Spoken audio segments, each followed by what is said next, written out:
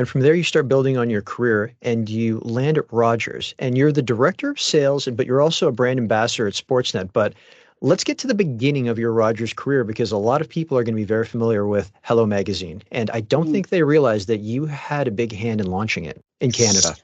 So Hello was a staple in my family for a very long time, obviously with a British background. So when I heard that the opportunity was available for a new sales team at Rogers to launch a magazine that nobody had ever heard of called Hello, I had heard of it, obviously.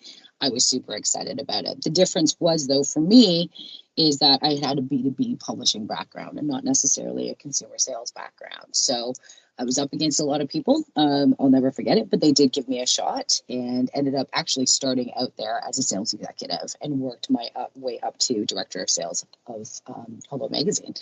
And the launch of Hello, I'll never forget it. We had a lot of media people saying, oh, nobody's going to care about this British magazine. Only expats care. And then, lo and behold, 5 years later, we had beaten out People magazine for the #1 position on newsstands. So it was an absolutely huge feather in our cap. And I'll never forget the celebration of that team. So I have very, very, very beautiful, fond memories of my time at Rogers. Hello Magazine is known for rooting most of its content in the royal family. Do you think it was a wake-up call to, I guess you could sort of say, the advertising industry, just how much Canadians love the royal family? Yeah, I think a lot of, the media world had taken that for granted because it's aspirational, right, and inspirational in nature, right, and it's a little bit of a look behind the curtain in terms of sort of the goings on and the special moments in their lives, and it's a bit of escapism as well, right? So it was definitely not new for the Canadian market, that's for sure, but we knew in our heart of hearts that this was something that readers were looking for. It didn't exist anywhere else. So unless you were an expat, you weren't aware of it.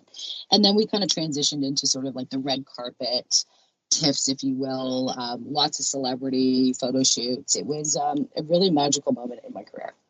I spent some time working at Rogers Media on the digital team, and I remember being in a meeting once with the print counterpart at Hello Magazine or Hello Canada.